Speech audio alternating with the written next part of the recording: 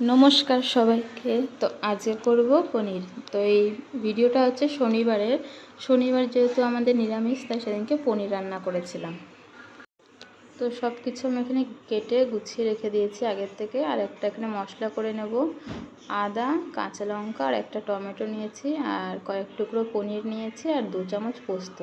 এটা পেস্ট করে রেখে দেবো। তো এদিকে কড়াইতে তেল গরম করে একটা তেজপাতা আর কয়েকটু গোটা জিরে ফোড়ন দিয়েছি। তারপরে আগের থেকে যে আলুগুলো কেটে রেখেছিলাম সেই আলুগুলোকে একটু লাল লাল করে ভেজে নেব। 2 মিনিট মতন যে ভাজা হয়ে যাবে, তারপরে দিয়ে দেবো ক্যাপসিকামগুলোকেও একটু ভাজা করে নেব।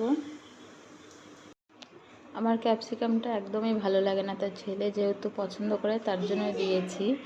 আর একটা টমেটো দিয়ে দিলাম, দিয়ে একটু ভালো মতন মিশিয়ে নেব। তারপরে যে গুঁড়ো মশলা রেখেছিলাম, নুন, হলুদ আর একটু কাশ্মীরি লঙ্কার গুঁড়ো, ওটা দিয়ে একটু নেড়ে নেব। তারপরে দিয়ে দেবো যে মশলাটা করে রেখেছিলাম সেই মশলাটা। এবার ভালো মতন কষাতে হবে। মশলাটা দেওয়ার পরে গ্যাসটা স্লো রাখবে, রেখে ভালো মতন কষিয়ে নেবে। পনিরটা ভাজতে আমি ভুলে গেছিলাম, তার জন্য আলাদা একটা কড়াইতে আবার ভেজে নিলাম।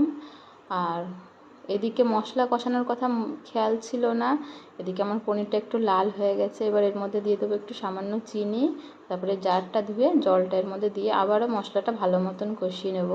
আমার মতন ভুল কিন্তু করবে না, রান্না করার সময় কিন্তু ফোন বেশি ইউজ করবে না, তাহলেই এরকম হবে। আমি রান্নাটা বসে একটু ভিডিও দেখছিলাম আর আমার পনিরগুলো একটু লাল হয়ে গেছে বেশি। তো মশলা কষানো হয়ে গেছে, এবার আমি দিয়ে দেবো পরিমাণ মতন জল। বেশি জল লাগবে না, এখানে জলটা একটু কমই দেবো। আর জলটা একটু হালকা গরম আছে। তো যেই একটু জলটা ফুটে আসবে, তারপরে দিয়ে দেবো পনিরগুলোকে।